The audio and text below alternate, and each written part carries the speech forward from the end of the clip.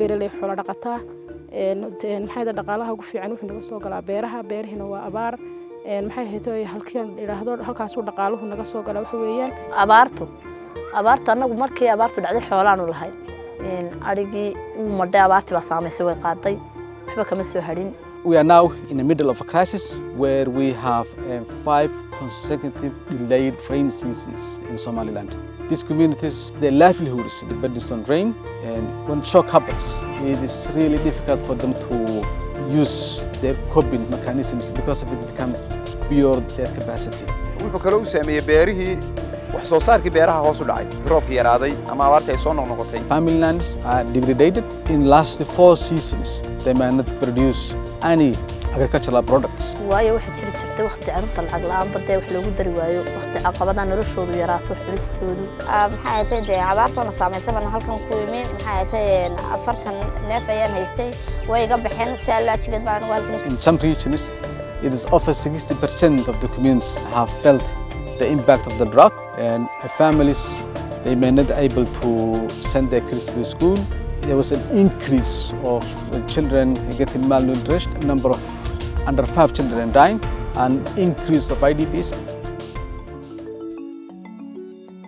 SOMREP is a consortium of now 8 organizations that came together for the long-term resilience building activities in Somaliland.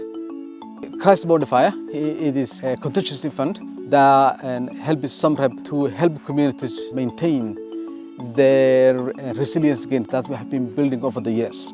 It is first response for 3 months in the middle of a crisis, and it is a form of emergency cash transfer, animal health, and water tracking, which helps people to get water, as well as it stabilizes the water price, not only in the village we're targeting, but also the surrounding villages. We have worked with 6 districts, 10,000 households. The cash transfer takes the form of cash for work.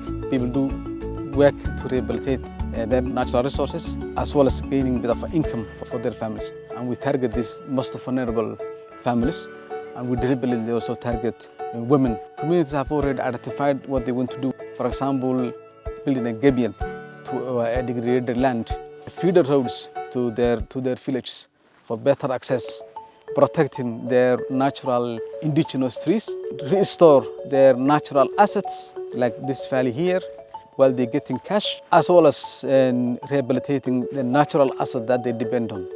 كل بركة iyo hawl iyo dhibaato iyo baadidoon iyo cidhiidhi dee wax badan baa ku dhici lahaa. lacag baan helay $60 baan helay waxaan helay biyo 3 bilood isbedel fiican baa igu dhacay oo niyadeedii baa fadhiisatay markii horena hooyo walwalayso intaas oo caruur oo bilaa biyo ah oo bilaa cunto haysataan intaaba la qaatay biyo lagama noolaan karo.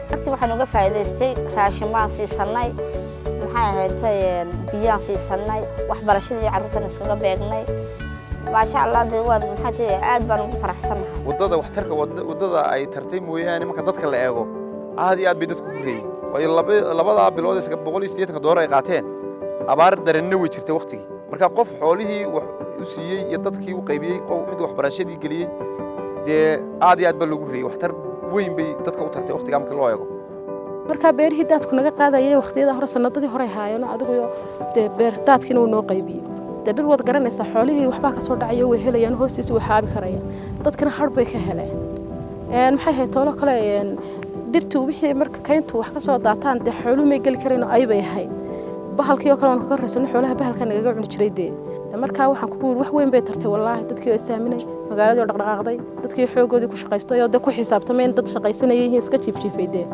marka wax weyn bay ka qabatay. Crisis Modifier is a window of hope.